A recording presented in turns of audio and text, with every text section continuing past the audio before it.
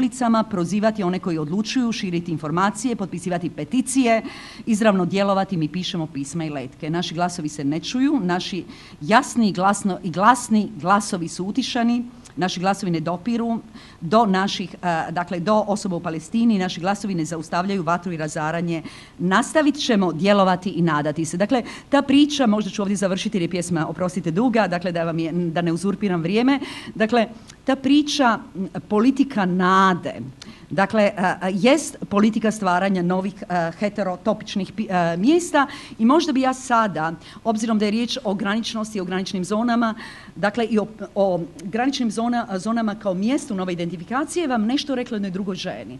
Ona se zove Gloria Anzaldúa, ne znam da li ste možda neke, dakle vidjeli tu knjigu. Dakle, riječ je o jednoj Chicano spisateljici, umjetnici, koja je napisala prije 20 godina vrlo zanimljivu knjigu koja ima veze sa našim skupom danas, zove se Borderlands ili La Frontera, The New Mestiza.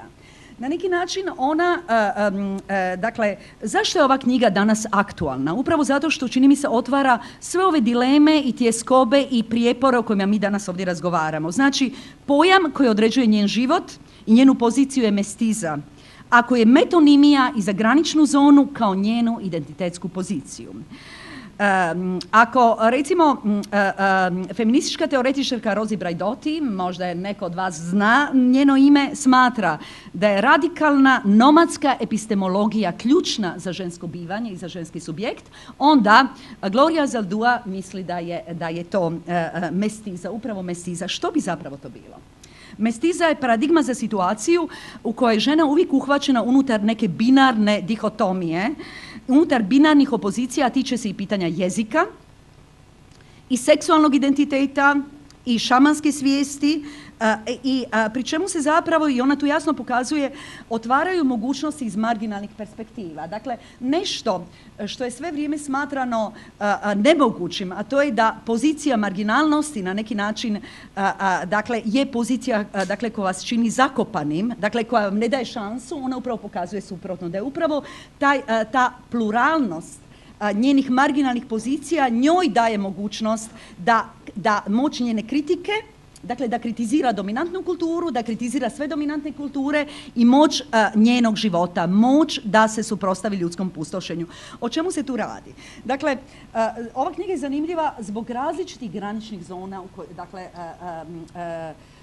o kojima ona govori. Dakle, granične zone u kojima se zapravo plete etičko i estetičko, teorija, dakle i eseistički žanr i proza. Dakle, kada bi čitali tu knjigu, ne samo što je knjiga dvojezična, dakle knjiga je na španjolskom jeziku i na engleskom jeziku, nego na neki način, dakle, knjiga pokazuje to radikalno, takozvano, ne volim tu riječ, oprostite mi, kao što moj kolega Čolović ne voli riječ iskoraci, znači, dakle, mrzim tu riječ, dakle, ne mogu reći da mrzim, ne volim tu riječ miješanje. Dakle, govorim, dakle, nije riječ o miješanju, riječ je zapravo o jednom vrlo zanimljivom dinamičkom pretpletu, dakle, njenih pjesama i njenih teorijskih eseja.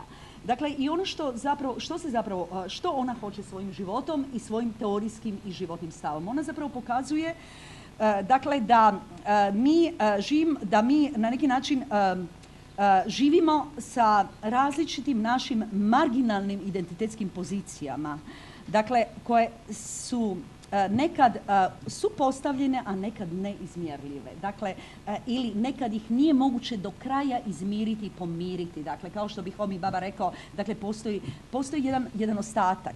Dakle, jedan ostatak koji nikad nije moguće prevesti u drugu priču. Dakle, taj ostatak koji ima obličje nesumjerljivog i to pokazuje upravo Gloria Anzaldúa ovom knjigom. Što ona nama hoće reći? Znači da nijedan od tih identiteta koji ima nije privilegiran.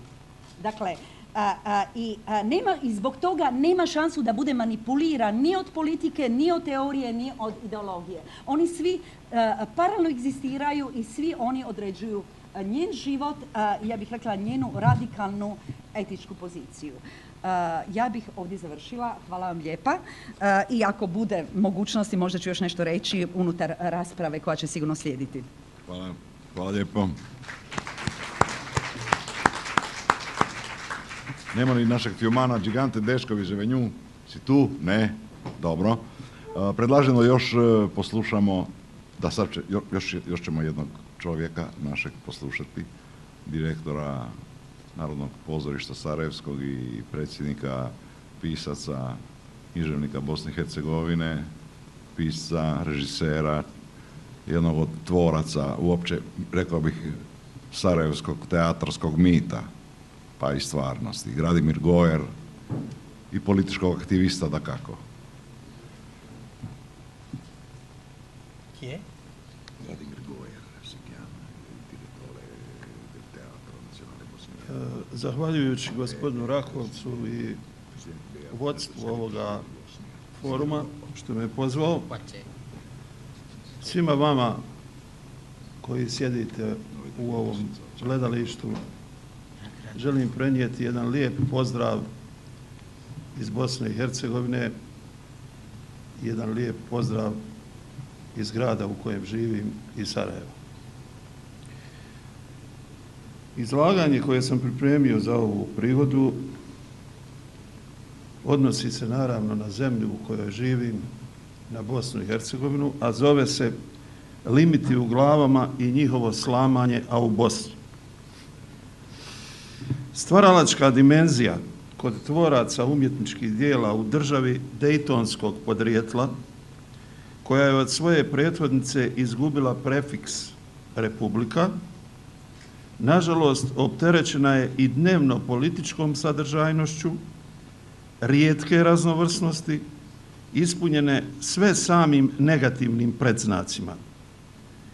Od negdanje, kako su je u ex-Jugoslaviji zvali bosansko-hercegovačke umjetnosti i njezinih sastavnica, književnosti, teatra, slikarstva, filma, nastale su izvedenice koje su imale i imaju predznak isključivo etničkog. Iako je u bosansko-hercegovačkom slučaju umjetnost uistinu sastavnica različitih kulturnih etnija ili etnija u kulturi, ipak može se kazati da označavanje i oznaka bosansko-hercegovačka kultura i danas i dalje opstoji. Koji su argumenti za ovu tvrdnju? Prije svega običajnost življenja, koja nikada nije bila dovođena u pitanje čak ni u situacijama najkrvavijih sukoba u Bosni i Hercegovini.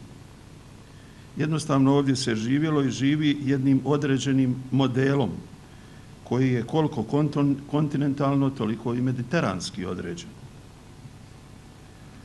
Potom stoljetno preplitanje kulturno-tradicijskih modela istoka i zapada, upućenost jednih na druge, stoljetna tradicija komšiluka, to posebno naglašavam, jednog susjedstva sa svim njegovim pozitivnim inkantacijama.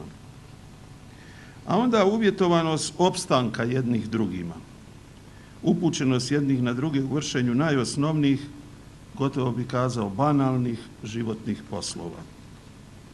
Sve to je uz bogaćenje kulturnog kolorita doprinosom svake od kultura, bošnjačko-muslimanske, hrvatsko-katoličke, srpsko-pravoslavne, židovsko-judaističke, pri čemu ne treba zaboraviti niti doprinose manjinskih naroda i njihovih kultura u Bosni i Hercegovini, učinilo da ipak postoji zajednički kulturni produkt koji, bar u pojedinim trenucima i u pojedinim slučajevima, može ponijeti markicu, naljepnicu Made in Bosnia.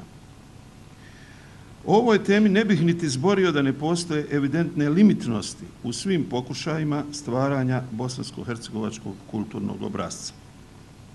Te limitnosti su vezane, one su simbiotički interaktovane, one potiču jedna drugu, pojedini nacionalistički koncepti kulture unutar današnje Bosne i Hercegovine jednostavno odgađaju, udaljavaju trenutak u kojem će bosansko-hercegovačka